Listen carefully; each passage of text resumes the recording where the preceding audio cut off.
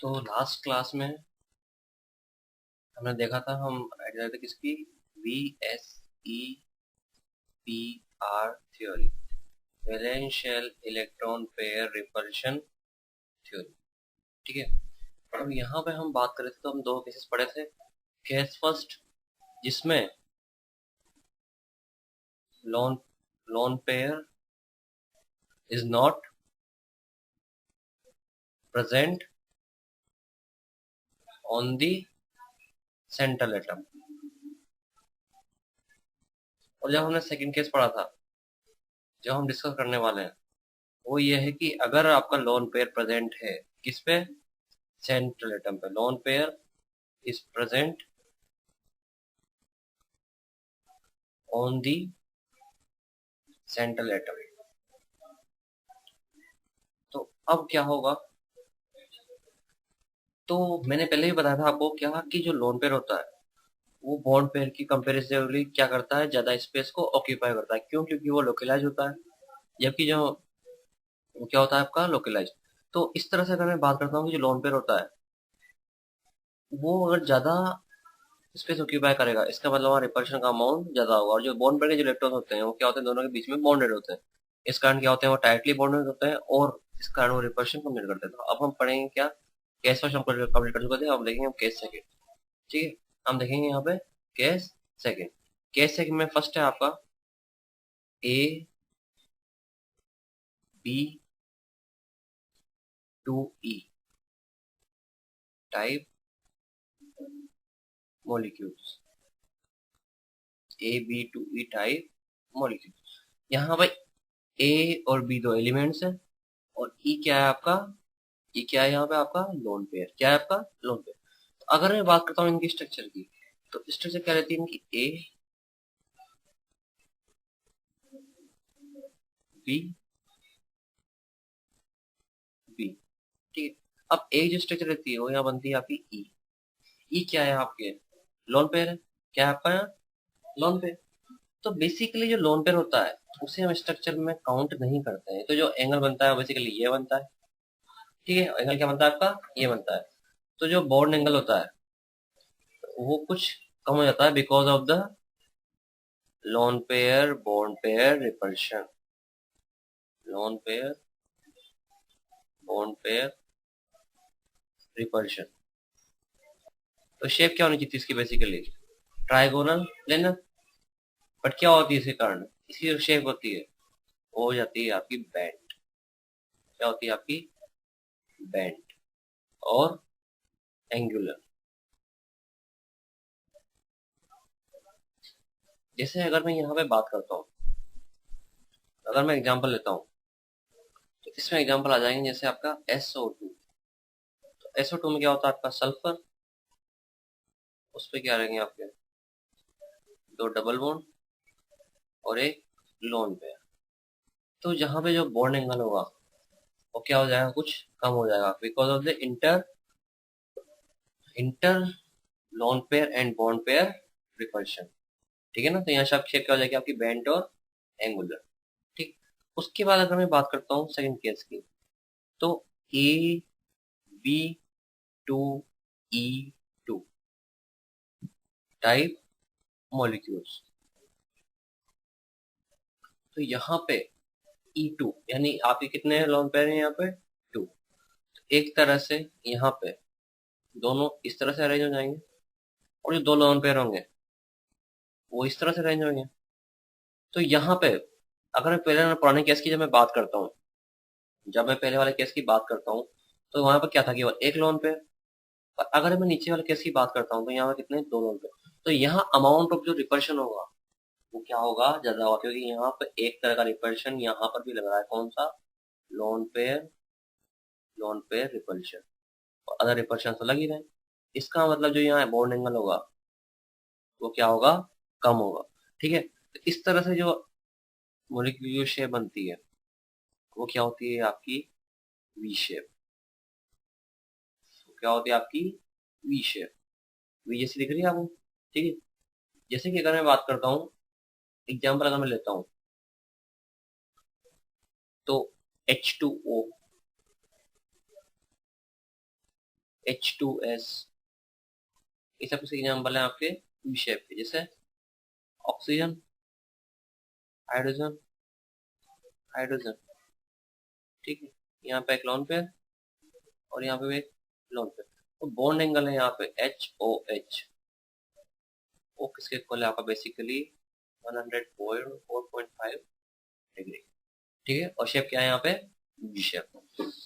अगर मैं थर्ड बात करता हूँ यहाँ पे, तो अब हम बात करते हैं AB3E टाइप मॉलिक्यूल्स के। AB3 टाइप मॉलिक्यूल्स के, तो यहाँ पे एक लोन पेयर है और सेंट्रल एटम है आपका ए। कौन सा सेंट्रल एटम है आपका, ए।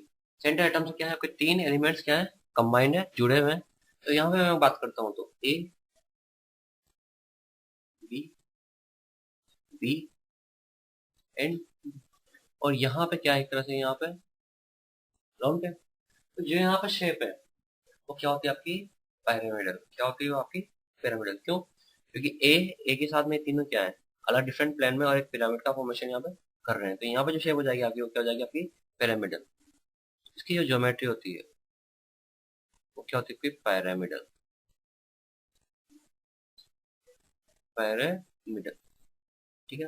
अगर मैं यहाँ पे एग्जांपल की बात करता हूँ, जैसे आपके अमोनिया, NF3, ये सब किसी एग्जांपल है आपके AB3E टाइप के। यहाँ पे अमोनिया में क्या, नाइट्रोजन के ऊपर एक लोन पेयर, ठीक है, उससे कनेक्टेड 3 हाइड्रोजन। तो यहाँ पे जो शेप होगी वो क्या होगी आपकी पिरामिडल। क्या होगी आपकी पिरामिडल। और जो बॉन्ड एंगल है NHNH, वो किसके इक्वल होता है यहाँ पे 107 डिग्री। यानी जो बॉन्ड एंगल जो होना चाहिए था 109 degree 28 minutes, according to this structure, according to this hybridization is reduced because of the because of the because of the inter lone pair and bond pair repulsion जो कि यहाँ पे लग रहा है, ठीक है। तो ये थे आपके AB3E टाइप के।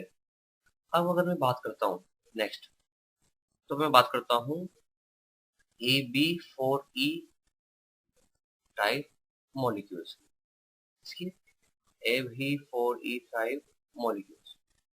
तो जैसे मैं अगर मैं यहाँ पे बात करता हूँ, तो यहाँ पे एक के साथ जो सेंट्रल एटम है उसके साथ चार, क्या, ए जो सेंट्रल एटम है उसके साथ में चार अदर एलिमेंट्स कंबाइन हो रहे हैं, ठीक है। अब ये कंबाइन तो हो रहे हैं, पर ये इस तरह से कंबाइन होना चाहिए कि इनकी भी जो रिपल्शन हो और मिनिमम हो। तो ये ऑप्टेन करते हैं इस तरह की शेप, ठीक है। ये करते हैं ऑप्टेन। यहाँ पे लॉन पेयर क्या है आपका ई, इसे हम बोलते हैं सीसो। इस शेप को हम बोलते हैं क्या, सीसो। देखा आपने सीसो, देखा होगा बच्चों ने झूले होंगे सीसो पे, ठीक है। तो ये क्या होती है एक तरह से सी सो। और यहाँ पे हमने जो लोन पेयर लिया वो लिया इक्वेटोरियल पोजीशन पे, इक्वेटोरियल पोजीशन पे। क्यों, क्योंकि जो मेरे एक्सियल बॉन्ड जो होते हैं, यहाँ पे जो एक्सियल बॉन्ड्स हैं ये तो क्या है एक्सियल, और ये तीनों पोजीशन क्या है आपकी इक्वेटोरियल। तो जो एक्सियल बॉन्ड्स हैं वो क्या होते हैं आपके थोड़े जरा डिस्टेंस पे होते हैं, तो उनके ऊपर रिपल्शन का अमाउंट कम होता है। और जब हम बात करते हैं इक्वेटोरियल बॉन्ड्स की, तो वहां पे अमाउंट ऑफ रिपल्शन ज्यादा होता है। तो यहाँ पर अगर हम दो बॉन्ड लगाते हैं तो यहाँ पे रिपल्शन कम होगा। पर अगर मैं इस शेप को इस तरह से लेता, तो यहाँ पे जो ये लोन पेयर होता है ये इन तीनों बॉन्ड्स पे क्या करता अपना इफेक्ट डालता, और जो शेप होती है वो और ज्यादा डिस्टॉर्टेड जाती है। इसलिए हम इसको यूज नहीं करते हैं, इस शेप को नहीं स्वीकार करते हैं, ठीक है। तो अगर मैं यहाँ पे एग्जाम्पल की बात करता हूँ, तो SF4 is a good example. यहाँ पे सल्फर में एक लोन पेयर है और चार ही बनाता है बॉन्ड पेयर, ठीक है। अब अगली अगर मैं बात करता हूँ यहाँ पे, तो आपका आता है, अगर मैं यहाँ नेक्स्ट बात करता हूँ तो आपका आता है AB3E2 type, AB3E2 type molecules, AB3E2 type molecules. तो यहाँ पे एक के ऊपर दो लोन पेयर है और ये तीन बॉन्ड बना रहा है, ठीक है। इस केस में जो शेप होगी आपकी वो कुछ इस तरह से होगी कि जो दोनों लोन पेयर होंगे वो आपके क्या होंगे, एक्सियल, और बाकी जो बॉन्ड्स होंगे उनमें एक बॉन्ड होगा इक्वेटोरियल और दो क्या होंगे आपके एक्सियल। ठीक है, एक तरह से एक बॉन्ड क्या होगा आपका एक्सियल। तो यहाँ पर अगर मैं देखता हूँ शेप, तो मुझे अगर यहाँ मैं शेप की बात करता हूँ तो मुझे यहाँ पे शेप कुछ टी लाइक दिखती है। किस तरह की दिखती है, टी शेप। यहाँ पे जो शेप दिखती है वो मुझे दिखती है क्या, टी शेप, सॉरी। यहाँ पे जो कुछ शेप लग रही है वो मुझे लग रही है टी शेप टाइप। तो इस तरह के मॉलिक्यूल्स की जो शेप होती है वो क्या होती है आपकी, टी शेप। ये क्या होते हैं आपके, टी शेप। जैसे मैं अगर एग्जांपल की बात करता हूँ तो ClF3, ठीक है, ये किसके एग्जांपल है आपके, Ab3E2 टाइप के। यहाँ पे दोनों लोन पेयर कहाँ पर है आपके, जो दोनों लोन पेयर्स हैं वो क्या है आपके equatorial, equatorial. Because amount of repulsion यहाँ पे क्या होगा, थोड़ा कम होगा as compare to the other structure.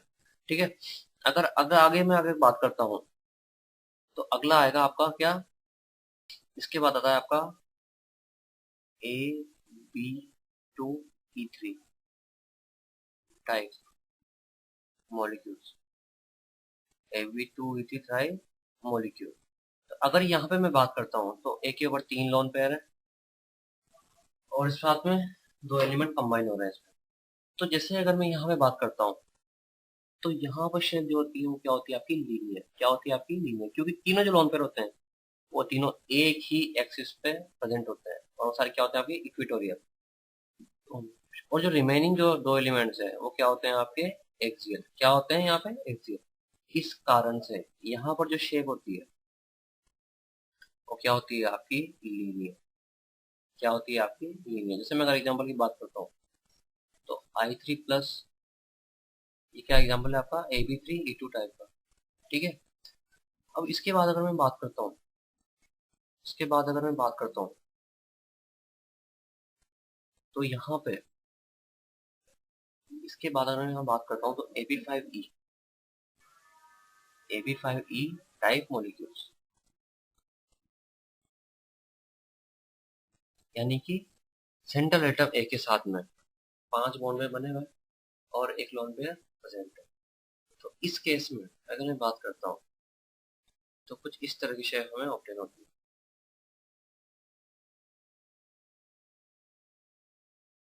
तो यहाँ पे एक तरह से यहाँ पिरामिड का फॉर्मेशन हो रहा है और यहाँ पे एक तरह से स्क्वायर का फॉर्मेशन हो रहा है।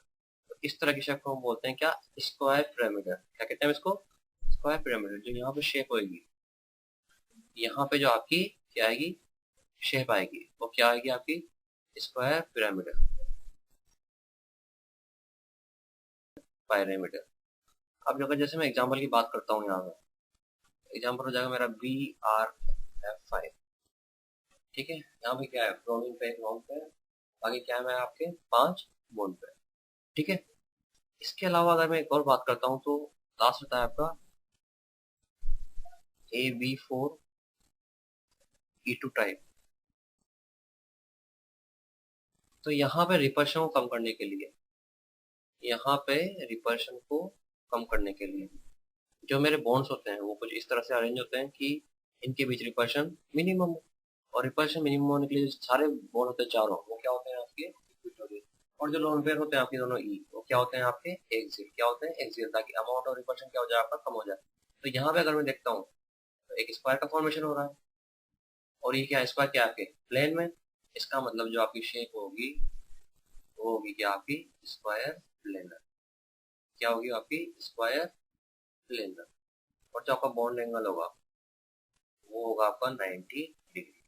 ठीक है, तो अगर मैं एग्जांपल्स की यहाँ बात करता हूँ तो HCl4 is a best example. ठीक है, तो हमने सब तरह के मॉलिक्यूल्स की स्टडी करी।